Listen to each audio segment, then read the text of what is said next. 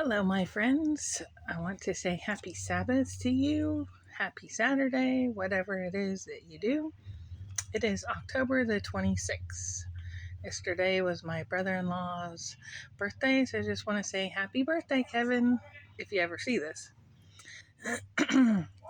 It's almost Halloween.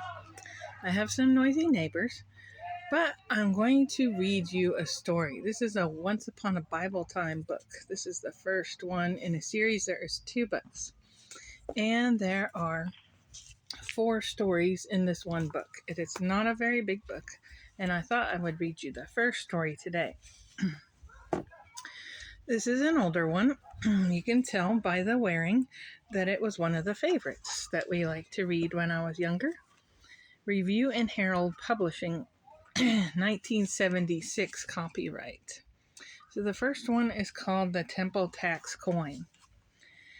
"Your master doesn't pay temple tax, and neither do you," said the tax collector to Peter one day. "Oh, yes, we do. We surely do," said Peter. "And to prove what I say is true, tomorrow I shall bring a temple tax coin to you." I always liked rhyming books, and now you can see one of the reasons why, because this is one I heard a lot when I was younger, and it kind of rhymes. A temple tax coin in Peter's time was worth more than a dime. Excuse me.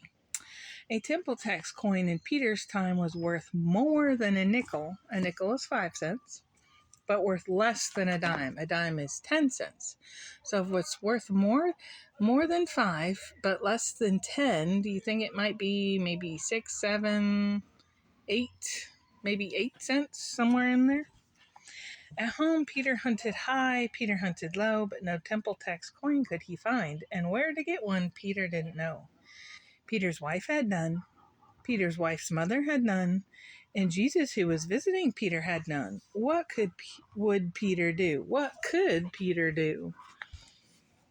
There's his wife, his mother, and Jesus, and he's looking high and low. Jesus said to Peter, "Take your fishing pole and go down to the sea. The first fish that you catch, open its mouth, for in it will be a temple tax coin. This pay the collector for you and for me."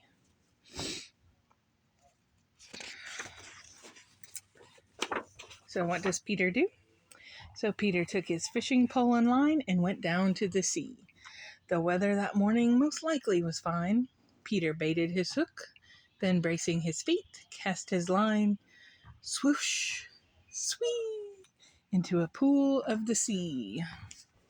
Here's Peter. It looks like he's on the outcropping of a rock. There goes his line. Whee, whoosh, swee.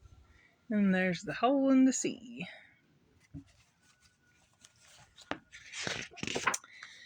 Would he catch a fish with a coin in its mouth? We'll just have to wait and see. Now, fishes in Galilee have their own fishy way. They swim this way and that, this way and that, in shallow pools near shore all day. And as they swim, they nibble and snatch at the brownish green moss that grows in the pool's watery garden patch. But when nighttime drives away light time, off and away they swim to where the sea is deep, maybe to sleep. Then, when in turn light time drives away nighttime, back again to shore they swim to nibble and snatch at the brownish green moss that grows in the pool's watery garden patch. You like that big fish. It shows them eating there.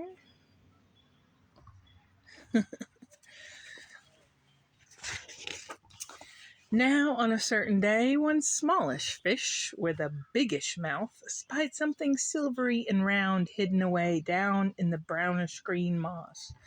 Would it be good to eat? Maybe a treat? He darted down, shut his mouth over to something silvery and round with a fishy glop. There he is. What do you think that is? Do you think that's what Peter needs? And then, right that very then, Peter's baited hook plunged down beside him. Plop! And what did the fish with the something silvery, something round in his mouth do? Why, he glopped. Yes, he glopped the baited hook too. There he is, taking in the coin and the baited hook. When Peter felt the fish's bite, he pulled his catch into shore. And then, you are right, the something silvery, the something round that in the fish's mouth Peter found was a temple tax coin. Just what he needed. Now, did you expect anything less from what Jesus told him to do? So Peter paid the temple tax that very day as he had promised. But what he did with the little fish, the story doesn't say. 'Twould seem most likely, though, he tossed it back into the sea that it might bigger grow. There he is, paying the coins. See, they had to pay taxes back then, too, so. But stop. Think.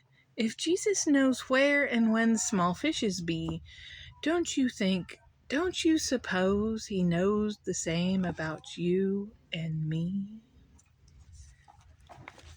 There's a little kid on the shore with his puppy dog, or her puppy dog. That's in the fishes. Yeah, that was a real short one. The next one is called On Jericho Road, but that was the one. Now, wasn't that amazing? Jesus told him to go and get the fish, and that it would have a coin in its mouth. And so Peter did what he was told to do. And there was a fish down in the sea, and it swallowed the coin. And Peter got it just the way Jesus said it was.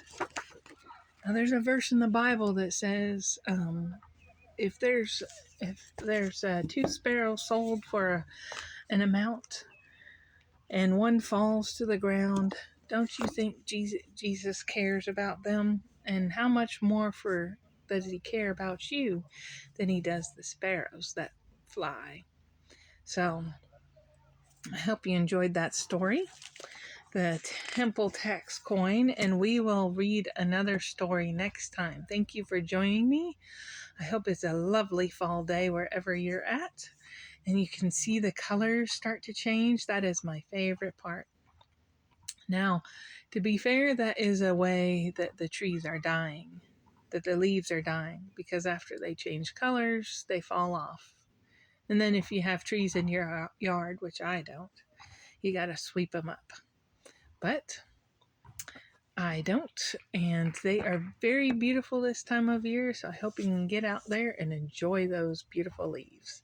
We'll see you in another video. Thank you for joining me for Story Time with Aunt Becky. We'll see you again next time. Bye.